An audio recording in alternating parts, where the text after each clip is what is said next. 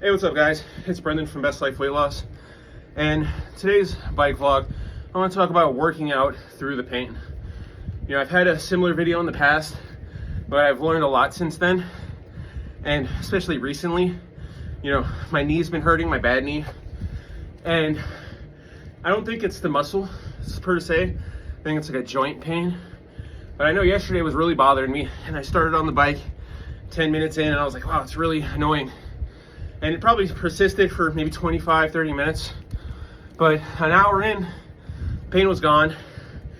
And I looked at that and I was really glad I continued.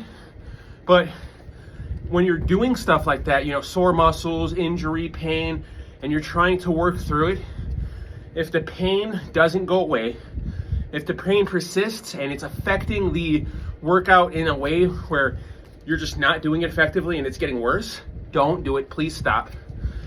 And identifying that you don't want to injure yourself or make yourself so sore that you cannot work out the next day.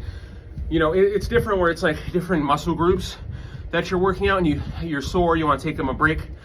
The cardio is something where I'm trying to do 6 days a week. I want you to be consistent on it, you know. And that being said, Sunday, you know, I had worked out on Saturday because I kind of felt like maybe I might not work out on Sunday because I went to a party on Saturday. Had a lot of fun. There was a lot of standing involved though. And I wasn't as drunk as I thought I was going to be. And I felt fine Sunday morning, hangover wise, but I had really bad back pain. And I knew it was from standing for so long and doing so much. And I know sometimes I can get that same back pain from sitting in this position on the bike for a long time. So I weighed the options and I was like, man, you know, I want to do the bike 5 days, boom, after this Sunday. I already planned to not work out Sunday, but I was like, oh, if I felt good, I wanted to work out. And I could feel my back.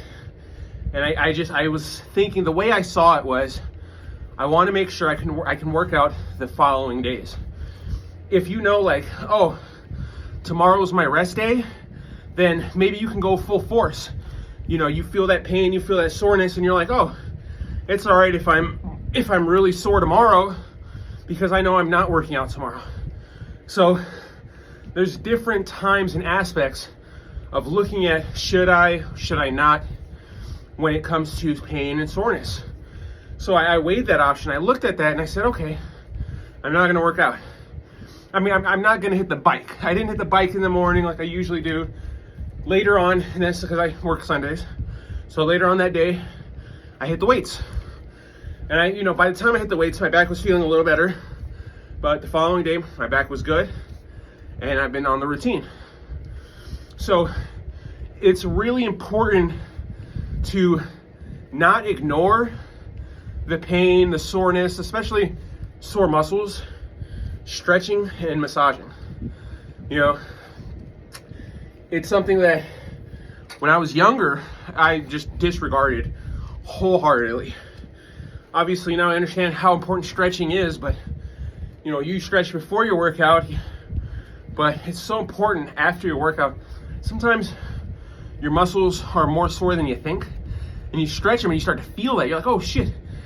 Because then you don't stretch your muscles, it's gonna tense up, you're gonna feel pain.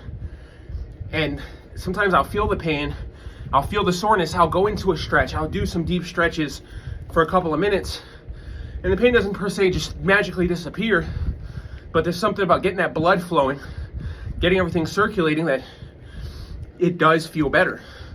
I'm constantly massaging, because that's doing the same thing, just like stretching. I'm massaging my sore muscles, massaging where it hurts, getting that blood flowing. So different pain is going to require different options, and there's certain things you're going to be able to work through and certain things you're not. And if you feel the pain and you're trying to work out, if eventually the pain disappears, then you're good. Keep going. You're all right. But if you notice the pain doesn't dissipate, the pain doesn't taper off, and it's just getting worse, you have to stop, take a break, see how you feel the next day. If the next day you feel good, then hey, hit it. If not, then you need to let your body recover. That's one thing a lot of people make the mistake of. They're not letting their body recover in time. You know, and your diet plays a big part in that. The proper nutrients you're getting, the proteins, the fibers, the carbs, all the shit I'm always talking about, that's going to help your body recover faster for your next workout. That's why I say, you want to look at food as fuel. That's your body's fuel source. That's how you're going to keep your body moving. And when you're in pain, when you're injured, when you're sore, your diet is going to play a role in how fast you're going to recover and heal from that. But that being said, there can be another aspect where you can feel some kind of pain in your back, your arms, your legs, and then you do the workout and it actually fixes the pain, or you don't have the pain anymore.